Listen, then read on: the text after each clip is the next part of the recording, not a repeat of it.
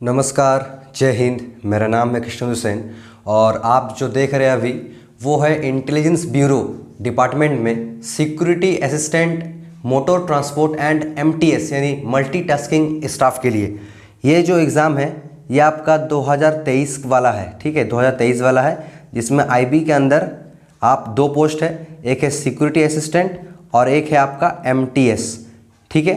तो इसमें आप जिस स्टेट से बिलोंग करते हैं उस स्टेट का आपका डोमिसाइल कंपलसरी है। आप देख सकते हैं यहाँ पर हर एक जगह का, जैसे अगरतला, अहमदाबाद, ऐजवाल, अमृतसर, बेंगलुरु, लगभग हर एक जगह का आपका सिक्योरिटी असिस्टेंट में कितना वैकेंसी वो दिया हुआ है, general, OBC, SC, ST, EWS के लिए, और एमटीएस में जो वैकेंसी वो दिया हुआ है।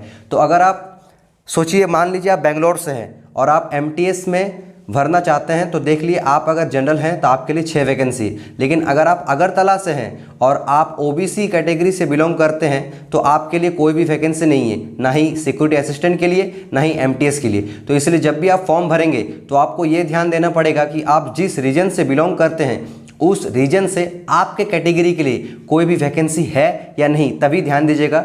अगर कोई दो पोस्ट में फिलअप करना चाहता है, सोचिए सिक्योरिटी असिस्टेंट और एमटीएस दोनों के लिए, तो उसको फीस भी अलग अलग देना पड़ेगा।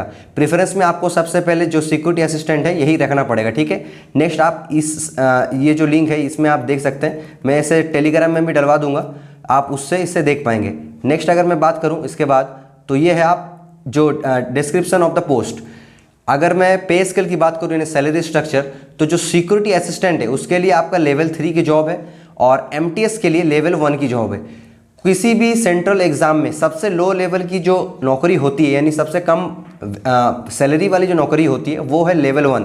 लेकिन मैं एक चीज़ बता दूं, एसएससी एमटीएस में भी एक एग्जामिनेशन होती है और ये है आईबी में एमटीएस। दोनों में डिफरेंस क्या है? एसएससी एमटीएस नॉर्मल सी आपकी सरकारी नौकरी है जिसमें आपको काफ़ी डिपार्टमेंट में आपको तरह तरह के काम करना पड़ता है, ठीक है। और ये जो आईबी है इसमें आपको आपकी जो भी बेसिक स्ट्रक्चर है, ठीक है, उसके साथ आपको अलग से 20% जो है एक्स्ट्रा मिलता है। तो मान लीजिए अगर आपका 18,000 इसमें बेसिक पे है, ये आपके एक्स, वाई और जेड 3 सिटी वाइज डिपेंड करता है। तो सोच लीजिए आपका टोटल किसी भी सिटी से 30,000 रुपये सैलरी बनता है जो कि नॉर्मल एसएससी एमटीएस की है। लेकिन साथ में इसमें और आपको 20% एक्स्ट्रा मिले क्योंकि आप आईबी में हैं। और ये क्यों मिलेगा आपको? स्पेशल सिक्योरिटी अलाउंस के लिए आपको दी जाएगी, यानी और आपको 6,000 रुपये एक्स्ट्रा मिला के आप मान लीजिए आपकी पेमेंट जो है वो 36,000। इसलिए एसएससी एमटीएस से आईबी एमटीएस में यही डिफरेंस है कि इसमें 20% अलग से सिक्योरिटी अलाउंस मिलती है। नेक्स्ट अगर मैं बात करूं क्वालिफिकेशन के लिए, तो दोनों पोस्ट के लिए आपका मैट्रिकुलेशन होना जरूरी है। कोई मैटर नहीं करता आप कितने भी परसेंटेज से पास किए हो, और आप जिस जगह से बिलोंग करते हैं उसका डोमिसाइल आपको सर्टिफिकेट चाहिए ही। जैसे मेरे यहाँ पर रांची से आप मेरे को फॉर्म भरना पड़ेगा, तो मुझे झारखंड स्टेट का जो है वहाँ का डोमिसाइल चाहिए। मैं रहता वेस्ट बंगाल में हूँ, पढ़ा भी वेस्ट बंगाल में हूँ, लेकिन मैं वेस्ट बंगाल से फॉर्म फिलअप नहीं कर सकता क्योंकि इसमें डोमिसाइल सर्टिफिकेट की रिक्वायरमेंट है। और कोई अगर सिक्योरिटी असिस्टेंट या फिर एमटी पोस्ट यानी मोटर टेक्निकल के लिए भरना चाहते हैं तो उसको 10 पास के अलावा भी लाइट मोटर व्हीकल जो होती है यानी 2 व्हीलर, उसका जो ड्राइविंग लाइसेंस है ये होनी चाहिए। साथ में एक नॉर्मल सी मोटर मैकेनिज्म की नॉलेज होनी चाहिए और एक्सपीरियंस यहाँ पर मांगी है। देखिए एक्सपीरियंस ऐसा नहीं कि आपको सर्टिफिकेट मांगेगा, ऐसा कुछ नहीं मांगेगा, लेकिन आपको थोड़ा बहुत आना चाहिए उसके बारे में। सिर्फ ड्राइविंग है नहीं, अगर थोड़ा बहुत कुछ खराब भी हो जाता है ड्राइविंग के वक्त तो आपको वो ठीक करना चाहिए। अगर मैं नॉर्मल एज लिमिट की बात करूँ तो 27 साल किसके लिए? सिक्योरिटी असिस्टेंट और एमटी के लिए। और अगर आप एमटीएस में भरना चाहते हैं तो 18 से 25 साल के बीच होना चाहिए, ठीक है। और ओबीसी कैंडिडेट्स है अगर आप, तो आपको 3 साल की एज रिलैक्सेशन भी मिलती है। और अगर आप एसटी एससी से बिलोंग करते हैं तो आपको 5 साल की एज रिलैक्सेशन मिलेगी। नेक्स्ट अगर मैं बात करूं तो यहाँ पर आप देख सकते हैं काफ़ी सारे डेट्स उट्स दिए हुए हैं। अब नेक्स्ट जो है उसके ऊपर मैं बात करता हूँ कि आपको क्या और करना है, ठीक है। नेक्स्ट अगर मैं बात करूं तो एग्ज़ाम सेंटर, यह है आपका एग्ज़ाम सेंटर। तो मान लीजिए अगर आप आंध्र प्रदेश से हैं तो ये अनंतपुर, चिराला, गुंटूर, कदापा, काकीनाडा, कुर्नूल, राजामुंद्री, तिरुपति, विजयवाड़ा, विशाखापट्टनम, ये सब आपका एग्ज़ाम सेंटर रहेगा। ठीक है, अगर आप उत्तर प्रदेश से हैं तो काफ़ी सारे एग्जाम सेंटर है, जैसे गाजियाबाद, ग्रेटर नोएडा, गोरखपुर, झांसी, कानपुर, लखनऊ, मथुरा, मेरठ। अगर वेस्ट बंगाल से कोई है तो उसका आसनसोल, बर्धमान, दुर्गापुर, कल्याणी, कोलकाता, सिलीगुड़ी, ये सब आपका एग्जाम सेंटर है। आपको टोटल 5 एग्जाम सेंटर को चूज़ करना है। ठीक है, आपको टोटल 5 एग्जाम सेंटर चूज़ करना है। तो आप देख लीजिए कि आप जिस स्टेट से बिलोंग करते हो उस स्टेट में आपको कहाँ कहाँ एग्जाम देने के लिए जाना है। अब है स्कीम ऑफ द एग्जामिनेशन। देखिए टीयर 1 जो है वो सेम है, टीयर 1 जो है वो सिक्योरिटी असिस्टेंट और एमटीएस दोनों का सेम है। टोटल 100 मार्क्स की एग्जाम होती है और आपको टाइम मिलता है सिर्फ 1 घंटा। आप देख सकते हैं यहाँ पर 100 मार्क्स की एग्जाम, टाइम आपको 1 घंटा दी जाएगी। जनरल अवेयरनेस आपको 40 आएगी, क्वांटिटिव एप्टीट्यूड यानी मैथ्स आपको 40 आएगी, और जो न्यूमेरिकल और एनालिटिकल लॉजिकल मैंने रीजनिंग जो है वो 20 देगी, और आपका जो इंग्लिश लैंग्वेज है वो आपको 20 नंबर आएगी। ये टोटल मिला के आपको 100 मार्क्स की एग्जाम बनती है। मैं नॉर्मल सी बता दूं, ये क्वांटिटिव एप्टीट्यूड है, इसमें आपकी एडवांस मैथ नहीं आएगी। ठीक है, एडवांस मैथ नहीं आएगी, लेकिन हाँ मेंसुरेशन आएगी। मेंसुरेशन में जो 2D और 3D वाला जो होता है वो आएगी, तो अगर आपको ये भी ध्यान रखना है, लेकिन एडवांस मैथ इसमें नहीं आएगी। ठीक है, नेगेटिव मार्किंग की बात करूँ तो 1/4 की इसमें नेगेटिव मार्किंग भी दी गई है। नेक्स्ट अगर मैं बात करूँ तो वो है टीयर 2। टीयर 2 अगर आप सिक्योरिटी असिस्टेंट के लिए अप्लाई किए हैं तो यहाँ पर आपका जो ड्राइविंग टेस्ट है वो होगा, और अगर आप एमटीएस के लिए अप्लाई किए हैं तो आपका डिस्क्रिप्टिव पेपर होगा। एसएससी एमटीएस में भी पहले डिस्क्रिप्टिव पेपर हुआ करता था। डिस्क्रिप्टिव पेपर की अगर मैं बात करूं तो बेसिक इंग्लिश लैंग्वेज के बारे में आपको नॉलेज होनी चाहिए, वोकैबुलरी, करेक्ट ग्रामर, फिर sentence structure, synonyms, antonyms, correct usage. इसके साथ साथ जो टेस्ट कॉम्प्रिहेंशन है, जैसे paragraph writing with in 150 words, ये भी आपको चाहिए 150 वर्ड्स। मैं फिर से बता दूं, जो टीयर 2 की जो मार्क्स है ये क्वालिफाइंग इन नेचर होती है, आपको 20 मार्क्स इसमें लाने ही हैं। ठीक है, आपको 20 मार्क्स लाने ही। मैं नॉर्मल सी बात बता दूं, पहला होगा आपका 100 में, फिर होगा आपके इसमें।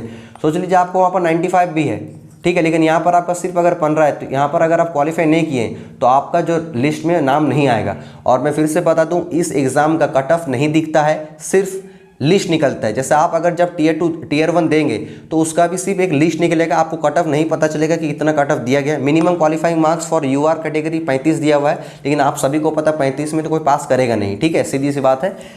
तो इसलिए आपको जितना हो सके आपका उतना मार्क्स उठाना है। इसमें कोई आपको नहीं बता सकेगा कि टोटल फाइनल कट ऑफ कितना जाता है, क्योंकि सिर्फ लिस्ट निकलता है, नंबर नहीं दिखता है।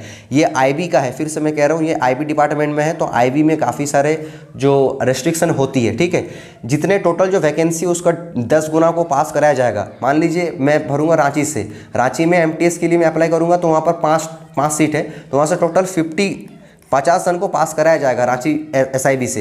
एसआईबी सेंटर कहा जाता है, आप जिस जगह से अप्लाई करेंगे उसको एसआईबी सेंटर बोला जाता है। नेक्स्ट अगर मैं बात करूं तो आप देखेंगे यहाँ पर कुछ दिया हुआ है, जो पोस्ट फॉर ये जो है आप यहाँ पर पढ़ सकते हैं। ठीक है, नेक्स्ट अगर मैं बात करता हूँ तो यहाँ पर आपको एक चीज़ दिखने को मिल रहा है कि जो टीयर 1 के लिए आपको 5 सेंटर चूज़ करने को मिलेगा, और आपको उस 5 सेंटर में से किसी एक में आपका जो है वो आपको मिल जाएगी। तो इसलिए आप अपने नियरेस्ट से शुरू कीजिएगा, ऐसा नहीं कि जो सबसे दूर में रहे वही को आप पहले में डाल दिए। ठीक है, नेक्स्ट अगर मैं इसकी बात करूं, और जो है ये सब उतना इम्पोर्टेंट है नहीं। ठीक है, अब देखते हैं जो नेक्स्ट मेन चीज़ है वो है, हाँ यहाँ पर आप देख सकते हैं कि ऑनलाइन रजिस्ट्रेशन जो है वो 14 अक्टूबर से शुरू हो चुकी है, 14 अक्टूबर से शुरू हो चुकी है, और लास्ट डेट इसे अप्लाई करने का है 13 तारीख तक, 13 नवंबर, 13 नवंबर आपका लास्ट डेट है। ठीक है, इसे अप्लाई करने के लिए, और इसके साथ जो भी है और वो मैं बता देता हूँ आपको। तो आप ज़रूर इस फॉर्म को अप्लाई कीजिएगा, मस्ट। यहाँ पर कुछ दिया हुआ है कि फोटोग्राफ इमेज आपको कैसा चाहिए कैसा नहीं, तो आप ये सब भी ठीक ठाक पढ़ लीजिएगा। लाइट बैकग्राउंड होना चाहिए, फिर the face should cover 70 to 80% of the photo. तो इस जैसा आप पासपोर्ट साइज खिंचाते हैं वैसे ही सिर्फ थोड़ा सा डिटेल्स पढ़ लीजिएगा एक बार फिर भी, क्योंकि फ़ोटो इशू हो जाता है बीच बीच में। सिग्नेचर का भी यहाँ पर साइज़ दिया हुआ है 50 से 100 KB के लिए। देखिए फीस जो है ना, अब मैं फ़ीस की बात करूँ तो टोटल आपको यहाँ पर 500 रुपये फ़ीस लगेगा, 500 रुपया फीस लगेगा। और अगर आप SC ST SC या फिर OBC से बिलोंग करते हैं तो आपको 450। क्यों बता देता हूँ, इस एग्ज़ाम फ़ी जो है वो है 50 रुपीज़ फॉर जनरल, और रिक्रूटिंग प्रोसेसिंग चार्ज जो है वो आपको अलग से 450 रुपये लगेगी। तो कि ये जो है ना ST SC OBC वालों को नहीं लगेगी, लेकिन ये जो है ये सबको लगेगी। आप लड़की हो, आप OBC से बिलोंग करते हो, आप ST हो, SC हो, हर किसी को लगेगी।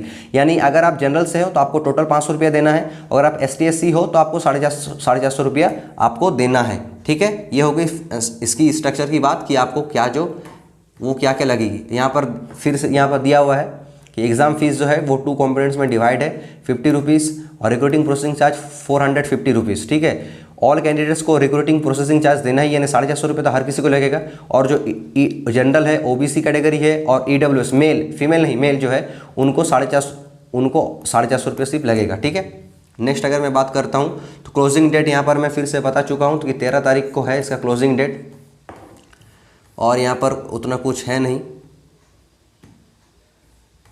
यहाँ पर, और कुछ यहाँ पर आप देख सकते हैं ये सब उतना मैंडेटरी है नहीं। ठीक है, जो भी मेन सी चीज़ है वो मैं आपको बता चुका हूँ, तो आप ज़रूर इसे अप्लाई कीजिए। आप फीस के बारे में मत सोचिए कि क्या है या नहीं, आप इसे ज़रूर अप्लाई कीजिए। और हाँ, एक मोबाइल नंबर आपका मस्ट चाहिए जो आपका खुद का पर्सनल हो, और साथ में एक ईमेल भी आपको मस्ट चाहिए जो आपका पर्सनल हो। मैं फिर से कह रहा हूँ, मोबाइल नंबर आपका अपना होना चाहिए और ईमेल नंबर, क्योंकि IB है तो IB कुछ भी ज़्यादा ओपनली नहीं करता है। आपका जो रिज़ल्ट भी है ना, रिज़ल्ट भी वो भी किसी साइट पर उतना दिखेगा नहीं। नॉर्मल से आपके जो ईमेल है, आपका ईमेल में एक लिस्ट आ जाएगी, यानी एक PDF आपको मिल जाएगी। उस PDF के माध्यम से आप जान पाएंगे कि आप Tier 1 क्वालिफाई किए है कि नहीं। फिर Tier 2 का जो भी आपको एडमिट कार्ड वगैरह जो है वो सब आपको ईमेल में ही मिलेगा। ऐसा नहीं कि वो पब्लिश कर देते हैं, क्योंकि ये IB के अंदर है तो उतना कुछ नहीं करते हैं। नॉर्मल सी बात करता हूँ, पहली बार इसके पहले जब एग्ज़ाम हुआ था तो लगभग जो फॉर्म ख़त्म हुआ था जब फिलअप, उसके 3 महीना 2.5 से 3 महीना बाद एग्ज़ाम हुआ था। तो इस बार जो है 13 नवंबर को जो एग्ज़ाम है, माने जो फॉर्म फिलअप वो ख़त्म होगा, तो आप इससे 3 महीना अगर हिसाब करेंगे तो लगभग फरवरी के आसपास इसका जो एग्ज़ाम है वो होने को रहेगी। इससे देरी भी हो सकता है, यानी मार्च भी हो सकता है, या फिर इससे पहले जनवरी भी हो सकता है, लेकिन मान के चलिए आप फरवरी को ही पकड़ के चलिए। इसलिए अपना प्रिपरेशन अभी से स्टार्ट